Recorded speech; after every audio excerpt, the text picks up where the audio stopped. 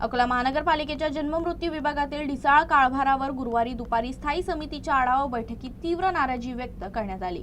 नागरिकांना जन्ममृत्यू दाखले मिळवण्यासाठी महिने चक्रा माराव्या लागत असल्याच्या तक्रारींचा पाडा वाचला गेला। स्थायी समिती सभापती विजय अग्रवाल यांनी काही कर्मचाऱ्यांवर निलंबनाची कारवाई करण्याचे निर्देश दिले आहेत। अकोला महानगरपालिकेच्या जन्ममृत्यू विभागातील ढिसाळ कारभारावर स्थायी समितीच्या बैठकीत तीव्र नाराजी व्यक्त करण्यात आली। नागरिकांना जन्ममृत्यू दाखले मिळण्यासाठी महिनाभर चक्रा माराव्या लागत असल्याच्या तक्रारी यावेळी समोर आल्या। स्थायी समिती सभापती विजय अग्रवाल यांच्या अध्यक्षतेखाली झालेल्या बैठकीत संबंधित कर्मचाऱ्यांना जाब विचारण्यात आला। तसेच कामकाजात निष्काळजीपणा आढळून आल्याने काही कर्मचाऱ्यांवर प्रशासकीय कारवाई करून निलंबनाची प्रक्रिया सुरू करण्याचे निर्देश देण्यात आले आहेत।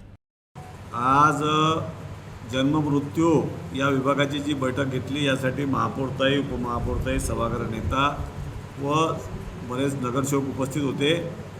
यामध्ये लोकांना 1 महिन्याचा वेळ ते देत आहेत त्याबद्दल चर्चा झाली, दाखल्याला उशीर होते आहे त्याबद्दल चर्चा झाली आणि एका प्रकारचे दाखले नाही तर सगळ्या प्रकारच्या दाखल्यामध्ये हे उशीर करून राहिले। यासाठी आज कमीत कमी 3 ते 4 लोकांना निलंबित करण्यात येणार आहे आणि 2 लोकांचं आपण इन्क्रीमेंट बाद करणार।